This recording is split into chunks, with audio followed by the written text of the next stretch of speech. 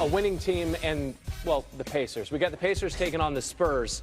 Wemby and company in San Antonio welcoming the lowly Pacers, who will last 15 straight coming in. That's Wemby splitting two defenders. Wemby going to find Jordan McLaughlin. We got the McLaughlin group outside. Patty, buke, buke. Wrong! Later, let's go to the fourth quarter. That's a dated reference. I get the reference. That's a dated. Some of them, they age like wine and not like bread.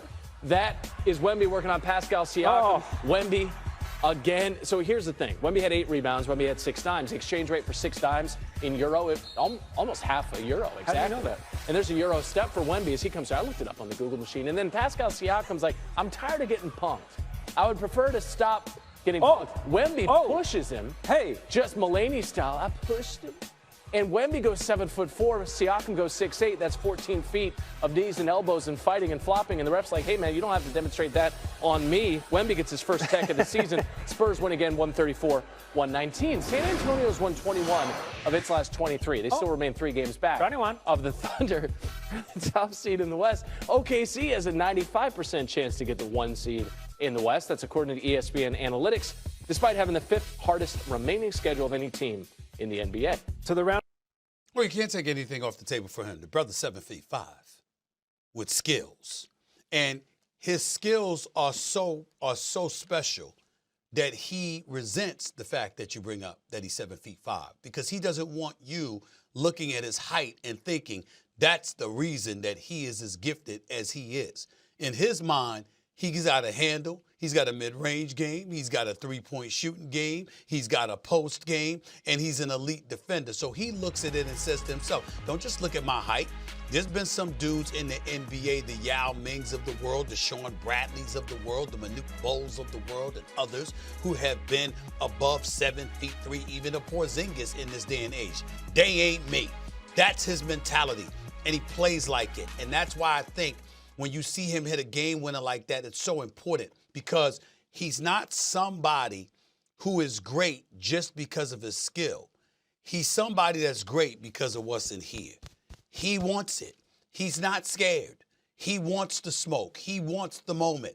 He knows that he is the face of the franchise. He knows that the expectations for the San Antonio Spurs rest on his shoulders. And what do? They already got 52, 53 wins on the season. They're a top 2 seed in the Western Conference. And you see the way these guys rally around him. Castle, Vassell, De'Aaron Fox, Harrison Barnes, and these brothers. You see the way they rally around him. They know who he is. They know what they have. They know how special he is. And then he goes out there on a night in, night out basis, and he shows it to you. 24.3 points, 51% shooting from the field, 36% shooting from three-point range, okay? 11.1 rebounds per game, and leads the league in blocks by a full block for obvious reasons. The brother is special, and they've translated it into winning. And even then, with all of this going on, he's telling us, Shay, he's telling us, Wendy, it ain't enough. They chant MVP. It ain't enough. He want the MVP. He want the Defensive Player of the Year. And he won a championship. And we are sitting here in his 3rd year in the league, and we can legitimately say we can't rule out any of the 3. Think about that.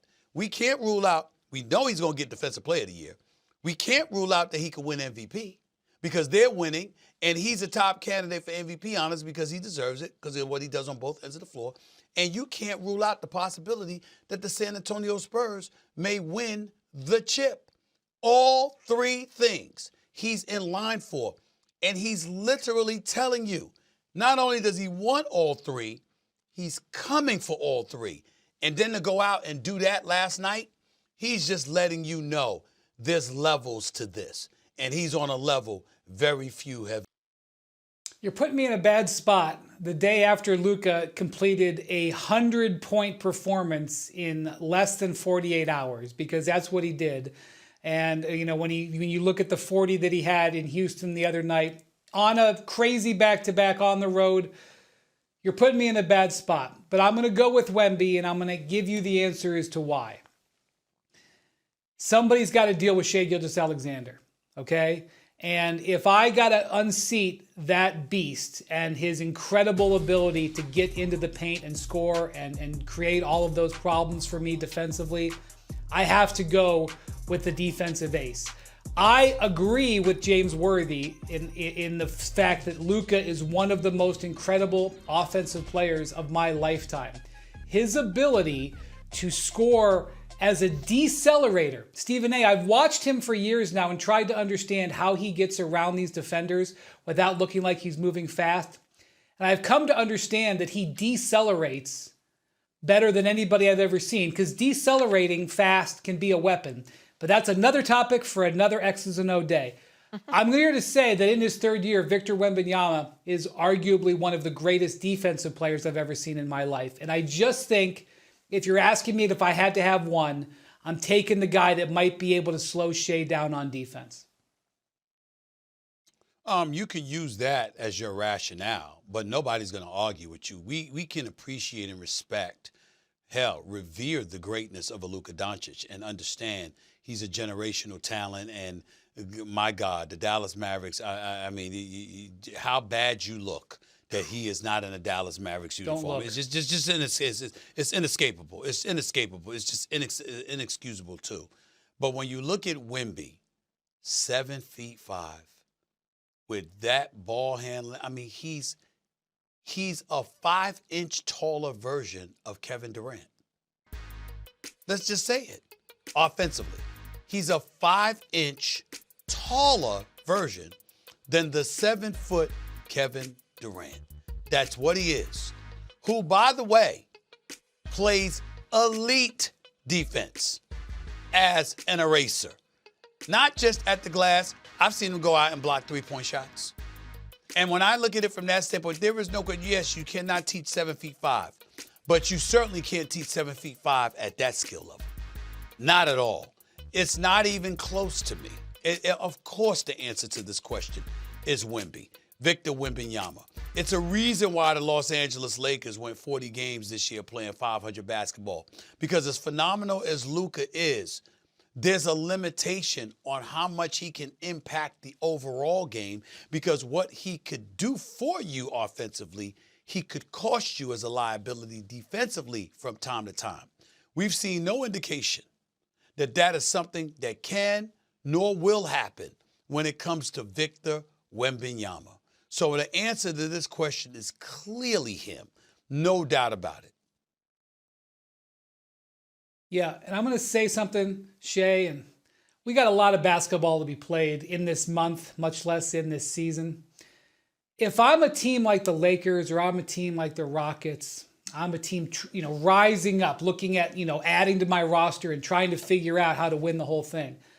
I'm looking at Victor and I'm looking at what they got in Oklahoma City.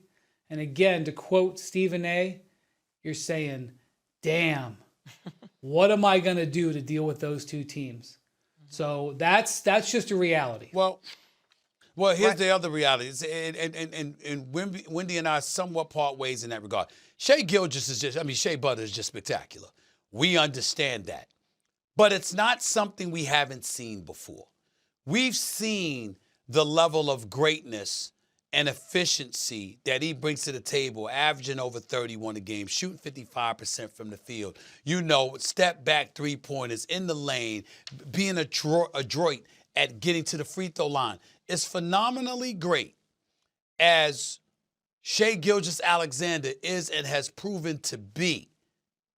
Even with the 128-plus consecutive 20-point games and all of this other stuff, there's still that element of, he's great, but we've seen it before. We've seen it. We ain't seen Wembanyama before. Mm-hmm. We ain't seen no dude 7'5" with this arsenal offensively and this tenacity defensively. We haven't seen that as a combination in one body in NBA history.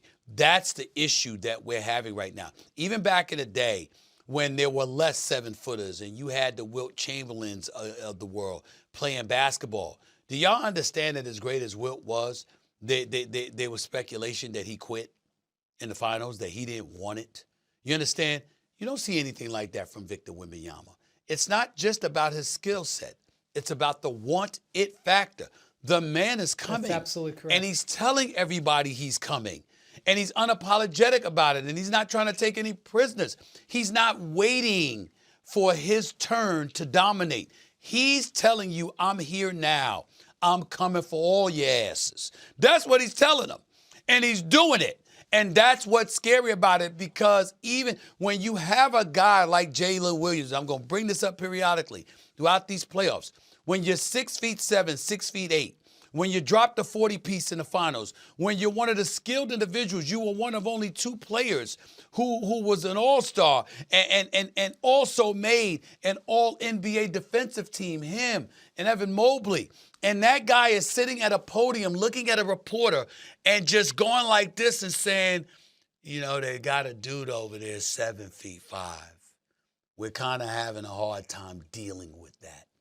This is a reality. And there's no answer. There's no answer. The closest thing you could come to an answer, Wendy, is that you got to put some beef on him. He is, obviously being as tall as he is very slim, and you got to be willing to chop him down. That's really the only hope that you have. You got to punish him.